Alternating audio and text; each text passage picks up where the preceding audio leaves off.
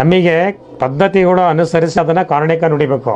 ಪದ್ಧತಿಗಳನ್ನೇ ಧಾರ್ಮಿಕ ವಿಧಿವಿಧಾನಗಳನ್ನೇ ಅನುಸರಿಸಲಿಲ್ಲ ಅಂದರೆ ಮತ್ತು ಬೆಳಗಿನ ಜಾವ ನಾವ್ಯಾಕೆ ದೇವ್ರನ್ನ ಕರ್ಕೊಂಡು ಹೋಗಬೇಕು, ಮಳ್ಳಿ ಮೇಲೆ ಕುಂದಿರಿಸ್ಬೇಕು? ಇದಕ್ಕೆಲ್ಲ ಒಂದು ಪದ್ಧತಿ ಇದೆ. ಆ ಪದ್ಧತಿಗಳನ್ನು ಅನುಸರಿಸಿದ್ರೆ ಮಾತ್ರ ಅದು ದೈವತ್ವದಲ್ಲಿ ಕಾರಣಿಕ ನುಡಿಯುತ್ತೆ. ಈ ಸುಮ್ಮನೆ ಏನು ನಾವು ಆಚರಣೆ ಮಾಡ್ದಂಗೆ ಸುಮ್ಮನೆ ಹೆಂಗೆ ಬೇಕು ಇಷ್ಟ ಬಂದಂಗೆ ಮಾಡಿದ್ರೆ ಅದು ಕಾರಣಿಕ ಆಗೋದಿಲ್ಲ ಅನ್ನೋದು ನಮ್ಮದು ವಾದ. ನಾವು ಕಾರಣಿಕದ ನುಡಿ ಬಗ್ಗೆ ನಾವು ಆ ದೈವವಾಣಿ ಬಗ್ಗೆ ನಮಗೆ ಅಪಾರ ಗೌರವ ಇದೆ. ಈ ವರ್ಷದ ಕಾರಣಿಕದಂತೆ ನಾವು ಅದನ್ನು ಯಾವುದನ್ನು ನಾವು ವಿಶ್ಲೇಷಣೆ ಕೊಡೋಕ್ಕೆ ಹೋಗಲ್ಲ.